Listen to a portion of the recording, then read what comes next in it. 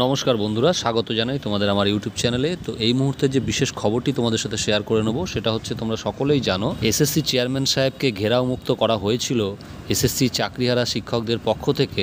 সেটার একটা কারণ ছিল যে সুপ্রিম কোর্টে আজকে একটা গুরুত্বপূর্ণ হিয়ারিং ছিল, যে এসএসসি মামলায় বিচারপতি দেবাংশু বসাকের ডিভিশন বেঞ্চ কলকাতা হাইকোর্ট থেকে যে রায় দিয়েছিল তার বেশিরভাগ অংশটাই কিন্তু সুপ্রিম কোর্ট আফেল্ড করেছে, অর্থাৎ তুলে ধরেছে, আর কিছু অংশ তারা পরিবর্তনও করেছে।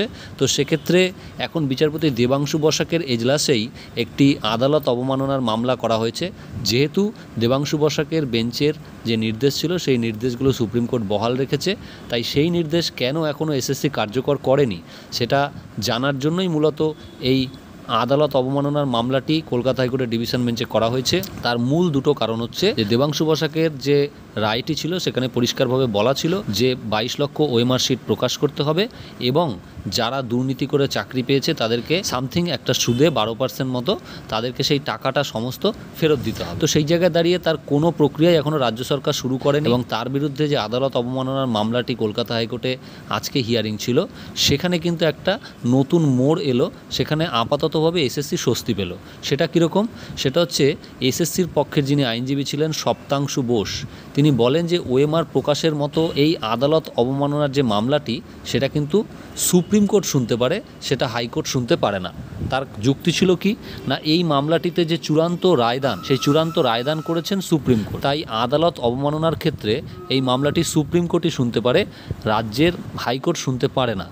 সেই অজুহাত দেখিয়ে তিনি বলেন যে এই কারণে আমরা রাজ্যের হাইকোর্টের কাছে আমাদের অবস্থান জানাতে পারছি না। তো এরপরে মধ্যশিক্ষা পর্ষদের একজন আইনজীবী পার্থসারথী সেনগুপ্ত তিনি বলেন যে কলকাতা হাইকোর্টের ডিভিশন বেঞ্চে বিচারপতি দেবাংশু বসাকের ডিভিশন বেঞ্চের যে রায় সেই রায়ের অনেক অংশই কিন্তু সুপ্রিম কোর্টের যে রায় সেই রায়ে পরিবর্তন করা হয়েছে।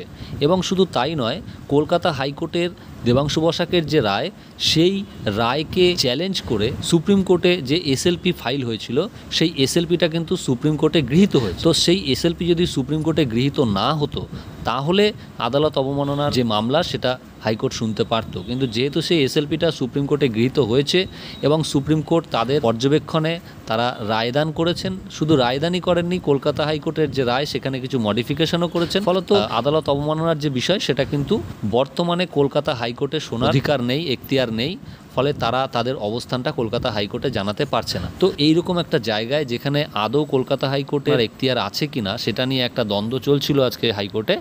তো মামলাকারীদের পক্ষে বিকাশ রঞ্জন ভট্টাচার্য তিনি কিন্তু বলেন যে না, সাংবিধানিক আদালতের নিজস্ব ক্ষমতা রয়েছে এই ধরনের আদালত অবমাননার মামলা শোনার জন্য, আদালত চাইলে সেটা শুনতে পারে। কিন্তু যেহেতু এই বিষয়ে কিছুটা কনফিউশন রয়েছে সকলের মধ্যেই যে আদৌ এটা আদালত পারে কি পারে না, তো বিচারপতি সেই সময় কিন্তু সমস্ত পক্ষর কাছে তারা জানতে চায় যে মামলাটি আদালত অবমাননার এখানে করা হয়েছে, আমার বেঞ্চের যে রায় ছিল সেই রায়টাকে চ্যালেঞ্জ করে সুপ্রিম কোর্টে যাওয়া হয়েছে এবং সুপ্রিম কোর্ট থেকে যে রায় দিয়েছে সেক্ষেত্রে আমার বেঞ্চের অনেকগুলো যে নির্দেশ সেটা একই রকম রাখা হয়েছে। তো সেই নির্দেশ অমান্য করার জন্য যে আদালত অবমাননার মামলা সেটা এই বেঞ্চে শুনানি হতে পারে কি পারে। তো সেই জায়গায় কিন্তু এই রকম মতামত বিভিন্ন পক্ষের উকিলরা তারা দিয়েছে, ফলে বিচারপতিও তিনি চাইছেন যে সমস্ত পক্ষের মতামত শুনে এবং আইন মেনে একটা নির্দিষ্ট গাইডলাইন অনুযায়ী এই মামলাটির শুনানি হোক। তাই আজকের তিনি এসএসসিকে কিছুটা ছাড় দিয়েছেন বা রাজ্য সরকারকে কিছুটা ছাড় দিয়েছেন।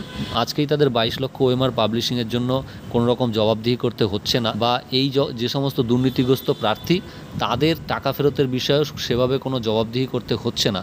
কিন্তু আগামী 28 তারিখে ডেট ফিক্স করা হয়েছে, সেই দিন বিচারপতি বলেছেন সমস্ত পক্ষের আইনজীবীদের উপস্থিত থাকতে। তাদের উপস্থিতিতে 28 তারিখে আলোচনার মাধ্যমে সিদ্ধান্ত হবে যে আদৌ এই কন্টেম্পট অফ কোর্ট মামলাটি, আদালত অবমাননার মামলাটি সুপ্রিম কোর্টে হিয়ারিং হবে নাকি বিচারপতি দেবাংশু বসাকের এজলাসেই হিয়ারিং, সেই বিষয়ে সিদ্ধান্তের পরেই এই মামলার হিয়ারিং হবে। তো আপাতত এই মামলার এটাই ছিল আপডেট। সবাই ভালো থাকবে বন্ধুরা, দেখা হচ্ছে আবার পরের ভিডিওতে। ধন্যবাদ।